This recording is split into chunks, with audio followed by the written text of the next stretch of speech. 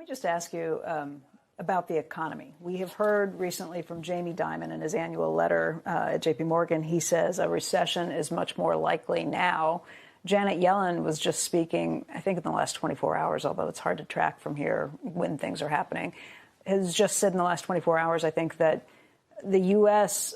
is in better shape now than it was 6 months ago. Which of those camps would you put yourself in? Well, I know what a lot of different businesses are doing, and I just got a report from one of them that happens to be in the retail-related business. And in any event, it was minus 22% in February from a year ago. They didn't think that was going to happen. Sales? You mean in sales. Profit? Yeah, in sales. Profits are down a lot more than that. On the other hand, some of our businesses are still doing fine, but they all are reporting that the new, some of them are living off of orders were placed months earlier and that sort of thing. But it's a tougher world out there in a great many businesses, not in the insurance business.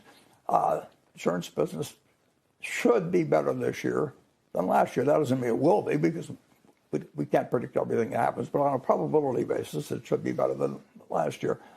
And the railroad business is down in carloads carried, but it isn't dramatic. And of course, we've got a utility business, and that doesn't really vary much with things.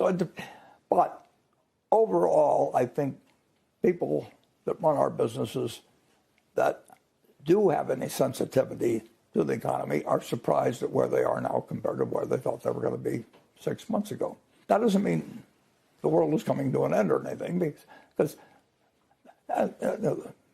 58 years I've been running Berkshire. I mean, we've run into all kinds of problems, but that's what business is about. And we run our business so that we don't depend on everything being big hunky-dory always. We run it so that we will be the last man standing. And that's the way, if millions of people are going to give me their money and tell me to take care of it, we're going to try and take care of it. And if we don't make as much money as we might have if we'd leveraged more or done other policies, so be it.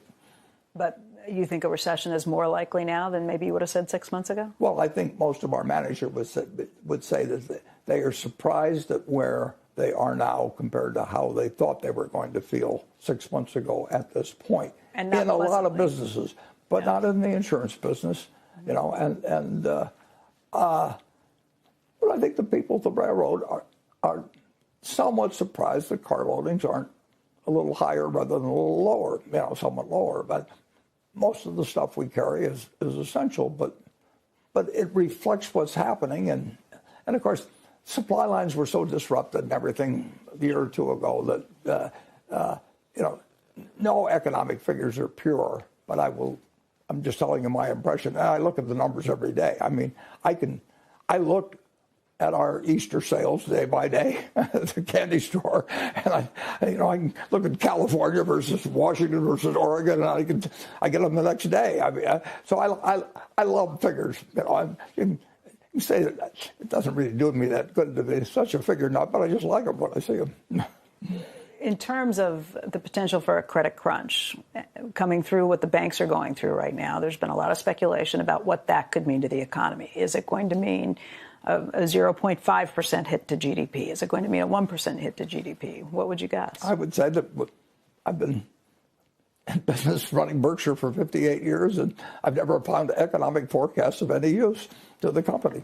And all we have to do is keep running every business as well as we can, and we got to keep plenty of cash on hand so that people can keep making intelligent decisions rather than those forced upon them. And that's all we know how to do. And if I depended in my life on economic forecasts, I don't think we could make any money. I don't know how to do it. And people want to get them, so they get them, but it doesn't. It has no utility. When I find one of our companies has hired somebody to tell them what's going to happen in the economy, I mean, they've thrown the money away as far as I'm concerned. What do you think of the job the Fed is doing right now? I do not think I could run the Fed as well as Jay Powell's run. I think Jay Powell has been a terrific, and part of the job. Well, look at Paul Volcker back in the 1980s. I mean, people were sending him. He needed Secret Service protection and everything else. But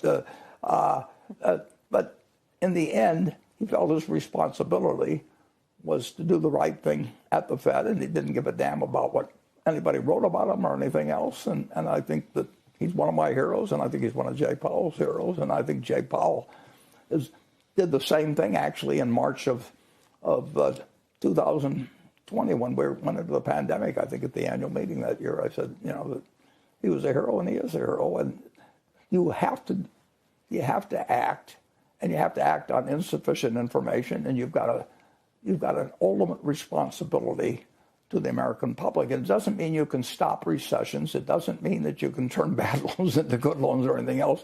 But it does mean that you got to keep the system working. And the system came close to stopping. If you read a book called $1 Trillion Triage, you can get it on a day-by-day account. And people don't know how close it was. And Jay Powell did not call for studies or position papers and, lengthy debate and everything. You just don't do it. You act. And that's what Paul Volcker did. And I thank heavens, Jay Powell was there. I mean, you could have gotten a very different result in March of 2020 after the pandemic broke out. Did the Fed keep rates low for too long after that? Who knows? We won't know. I don't know what they precisely should do. Nobody does.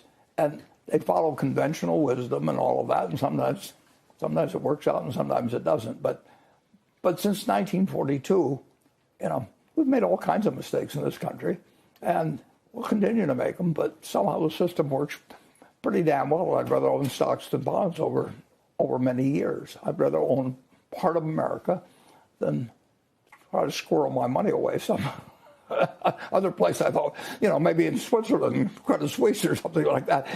It's just, people are, they don't really get any wiser about this sort of thing. Somebody else fire, they're going to run for the door. I mean, it's built into, fear is so easy to arouse in people. And you talk about fear about their money, and they don't really understand the system necessarily or anything of the sort, and they can actually, by their own actions, then create what they were afraid of. It's a very interesting phenomenon, and it actually. Yeah, my dad hated Franklin D. Roosevelt, but so I grew up. First 10 years of my life, I couldn't get dinner unless I said something nasty about Roosevelt or something. But over the years, when Roosevelt said the only thing we have to fear is fear itself, he was 100% right. When he closed the banks and said, I'll open the good ones a week from then, he didn't know anything about which bank was good or bad or anything like that. But people just needed that, get an appropriate confidence. And now they've really got an appropriate confidence because we didn't have an FDIC, and we didn't have an FDIC that was required for every bank. A lot of banks fought the idea. And now we've got a system that works, but people are still scared when they get scared. And being scared is so contagious. You can't imagine what it was like that weekend after Silicon Valley. I mean, the guy that drives me around because I can't see that well, and all he was talking was banking, and he would, what should he do? And it's unnecessary fear is a terrible thing to give people. And Roosevelt and the New Deal really wanted to get rid of that. And here we are X years later, and we've got a mechanism that's so much better than we had going in, but people really don't quite understand it. And maybe it takes the President of the United States to just go on and deliver Roosevelt's message and make it more clear to people what we really do have and what they need to be worried about and what they don't need to be worried about. But of course, if you're trying to win an election next time, you tell people, that if you're out of office or you're out of control, you tell them how terrible the other guy is for getting them into this problem. And that's going to always live with us. So you look around and you're not worried at this point? Well, at 92, I've got other things to worry about. No, I'm not. I don't worry about our ability. there's things I worry about. Sure, I worry about the nuclear threat. I worry about a pandemic in the future and all kinds of things. But I don't worry about them because I can't do anything about them. But I actually, that's what I originally thought my money could be best used for. But I don't know any answers now after 40 or 50 years of thinking that way. But I'm not, I don't worry about, no, I never go to bed worried about Berkshire. And I will handle thing. If I'm worried about Berkshire, I should figure out something different to do about what Berkshire is doing. But Berkshire is my responsibility, and I think I was very, very, very lucky that Berkshire happened to be in America, and I happened to be an American. I was born in 1930, and I've been in a golden age ever since I was born. The GDP per capita is up like sixfold or sevenfold in one person's lifetime. There's never been anything like that in the history of mankind. And so, we love to complain about wherever we are, but most people don't work on Saturdays and don't work on Sundays. And when I was a kid, everybody worked on Saturdays. And I mean, the world has changed so much for the better in terms of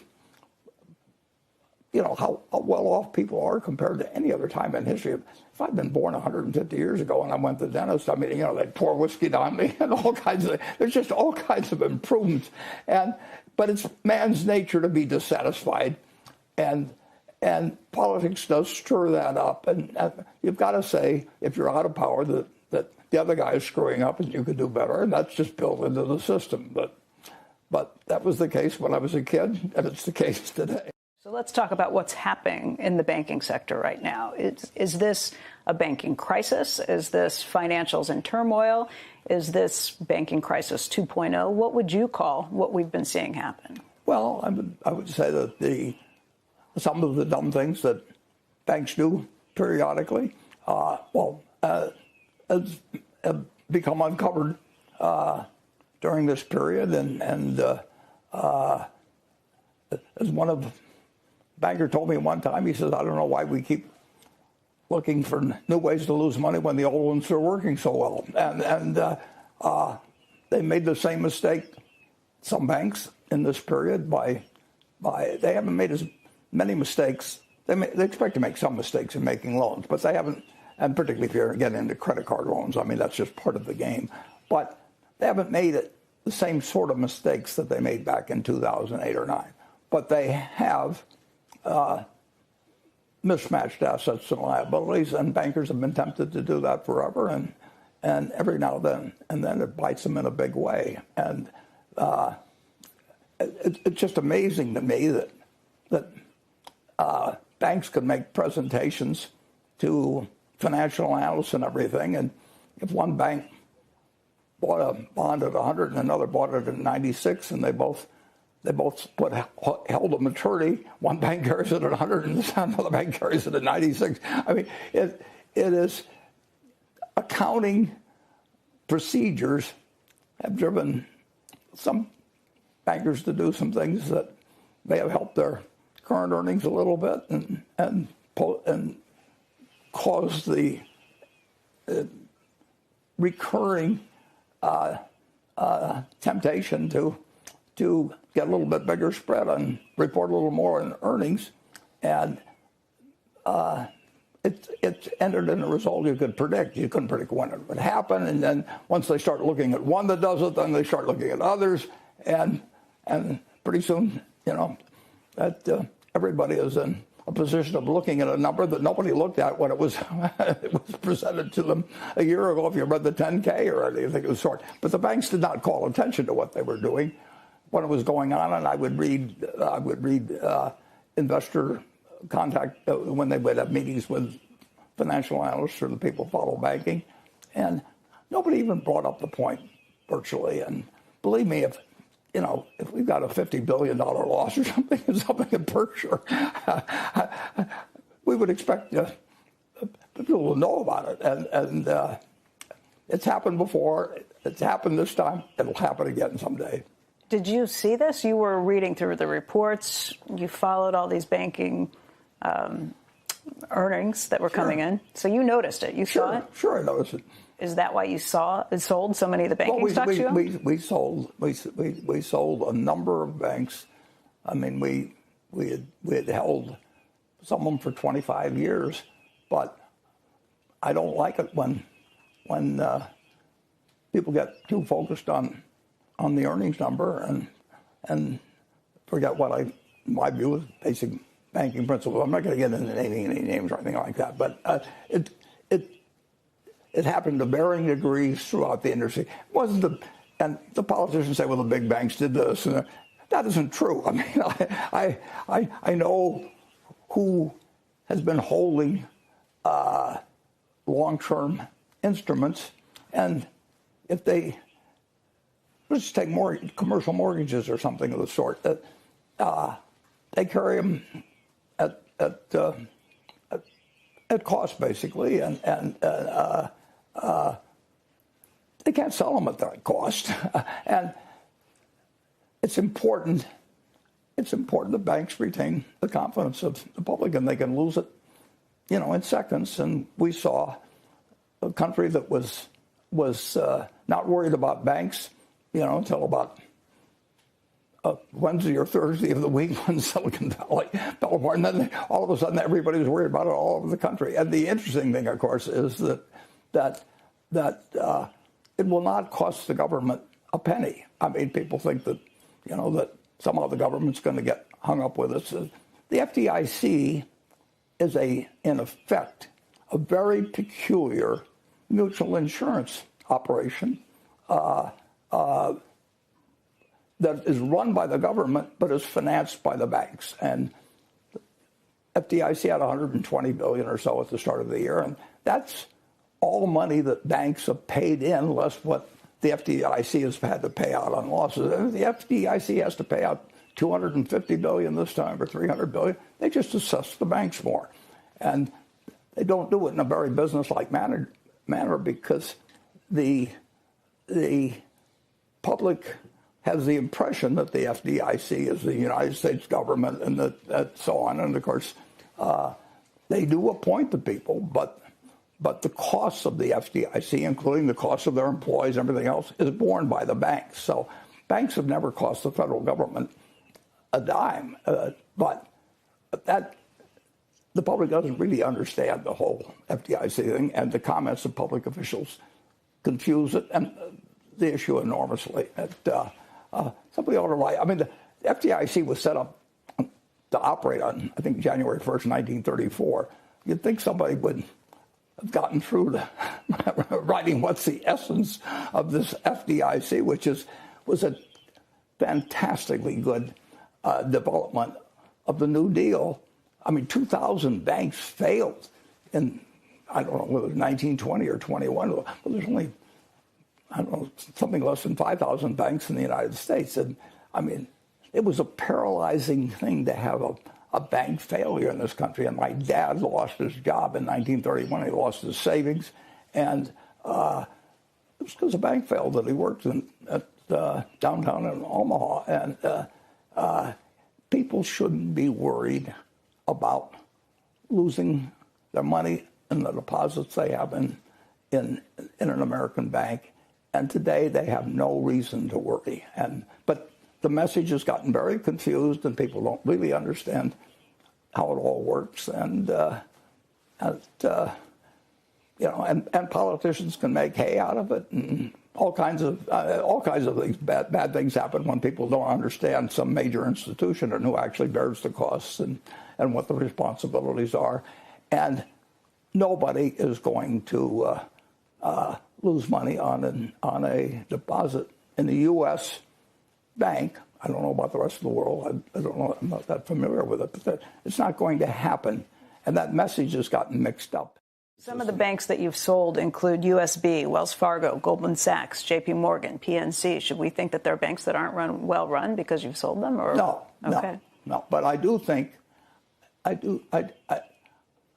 did think that banking could get in a lot of trouble just because of the kind of things that they did, and that I didn't like the banking business as well as I did before. Why'd you keep Bank of America? But I would love to have owned a bank if Berkshire could have owned 100% of a bank, we'd love to own it. Well, we can't do it under the bank holding company. Would you like to be a bank holding company?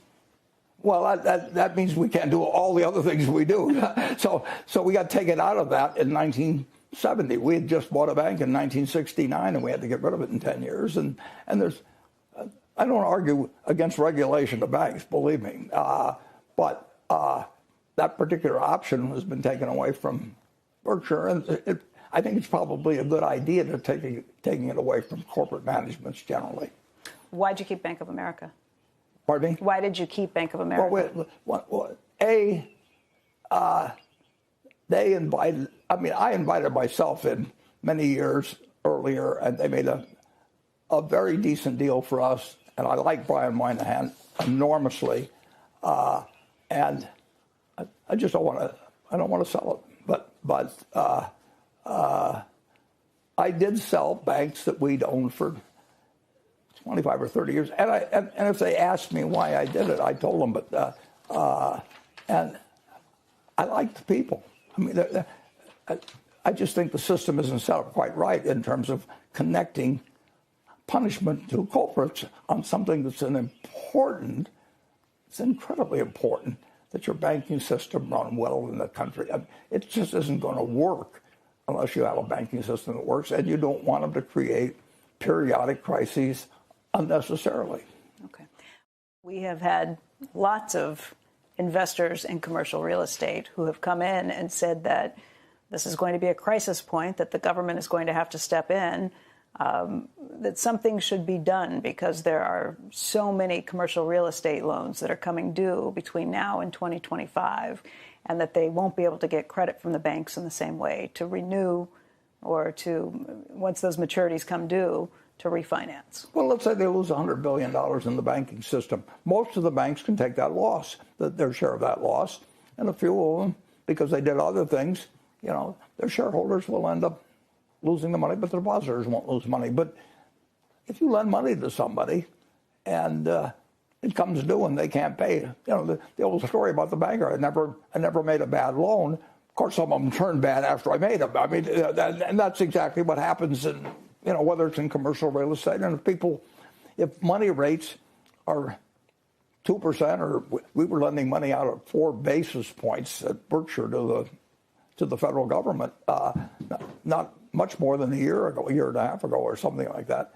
And if those rates change, let the person who bet that they wouldn't change lose money. That's if you make mistakes in business, plenty of people make mistakes. You pay for them.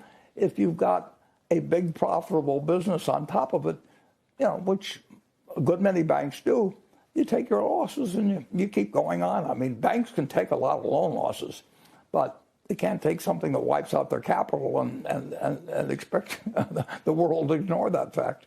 Meaning that you don't think anything needs to be done on the commercial real estate front? Well, I think that the people that lend too much money should take losses, and they're getting properties handed back to them now. Within the last month or 6 weeks. Banks are. Yeah, they got some office buildings in Los Angeles, and Blackstone walked away from something. And if you get a non-recourse, everybody goes in the real estate business is told the first rule, the second rule, the third rule is never sign your name to anything.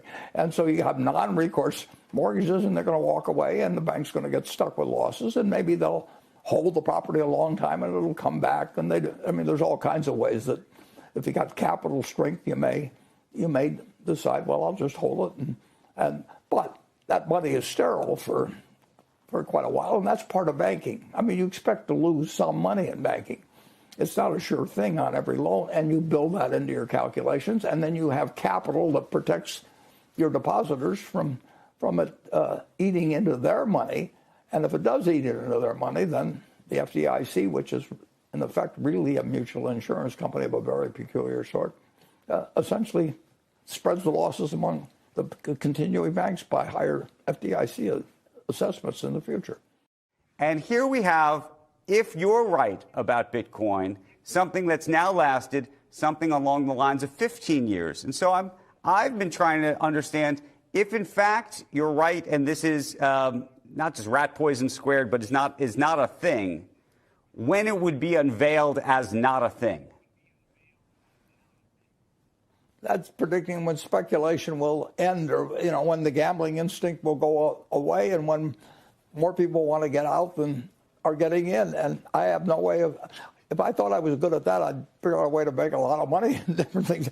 All I'm trying to do is buy good businesses. But the one thing I know is I didn't like chain letters when I was a kid. I thought, why in the world should I send along a chain letter to the next guy when I could start my own? I mean, I've seen people do stupid things all my life, and I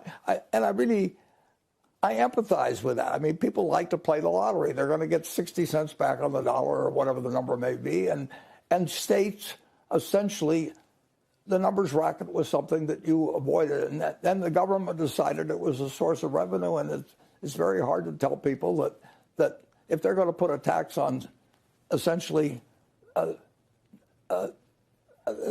sure loser for society, for the gamblers on the lottery on the whole, but they're appealing to the gambling instinct, and it spreads.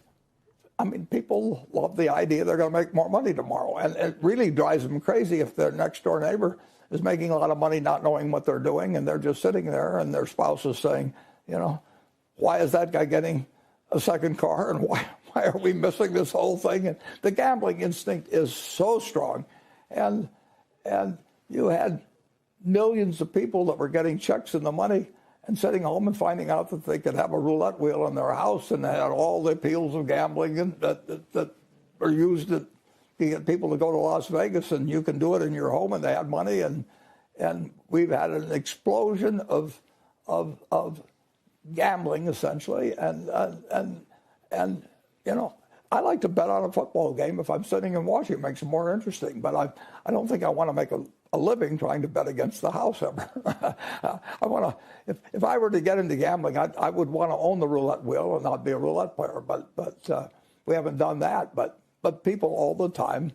Well, actually, on my honeymoon, in my first marriage, we're talking when I was 21, and we went through Las Vegas population of about 20,000, a bunch of fellows from Omaha and other places had bought the Flamingo after Bugsy Signal met his maker sooner than he expected.